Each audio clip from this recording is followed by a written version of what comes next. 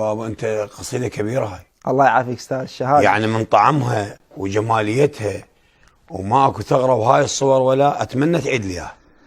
وما صاير عندي بقوافي، انا اعيد قصيدتين وللساده المشاهدين يدرون.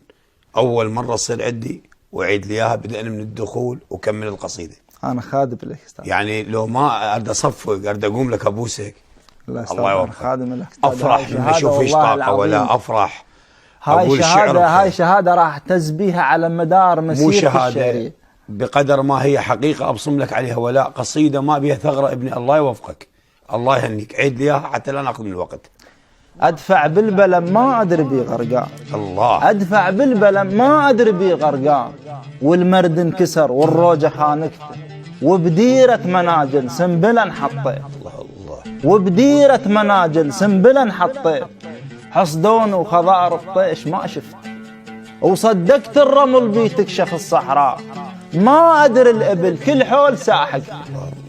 وصبرت على الجرح، صبرت على الجرح حد ما خذان الشيء، وتحملت السنين وبقت ماضي.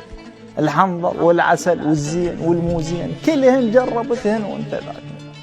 الله. خابط يا وقت ما يصفى بيك الراي، تطشرني وتلم العمر خلصت. الجنيته وياك شنهي وين بي تريد، انا هلال بسماك ايش بيك نزل. الجنيته وياك شنهي وين بي تريد، انا هلال بسماك ايش بيك نزل. اللي يكفر بالنجم تطير ضواك شلون، اللي يذم الشمس لا تحلف ببخت، ترى سنين العسر طشن بروح الضيم، وعاتبهن وقلهن كل شي خلصت. لا حفنة صبر ونعيش بيها الصيف، ولا ضحكة أمل ونقضي بيها الشتاء. مرواح التعب حطني بحلق الريح، ذران وطحت والرأس دنك، وبالنفس الحضن بنفس الحضن. مرواح التعب حطني بحلق الريح، ذران وطحت والراس دنكته، وبالنفس الحضن اخوي بالنفس الحضن. يضحك بعال الصوت ولا كنا اخوي وامه راضح. الله جميل. وكل ذن وعشت والنايبات هواي، وعبرا وانتهن والفات موته، ويحاكين الضمير بحرقة المصيوب، ويقل الزمان شلون صاحب على قنطرة غيرك لا تحط رجليك. وقتك مو شمان ذياب داير، نورس لا تحط بجرف ما بي ماء. العطش كتال مثل السيف سالفته، ولا تزرع شلب وتغشك النهران.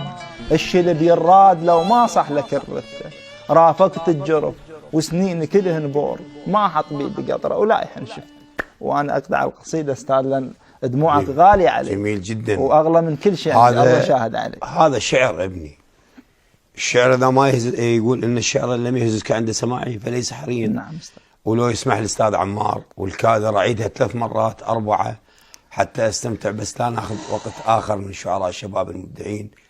اخوتك يعني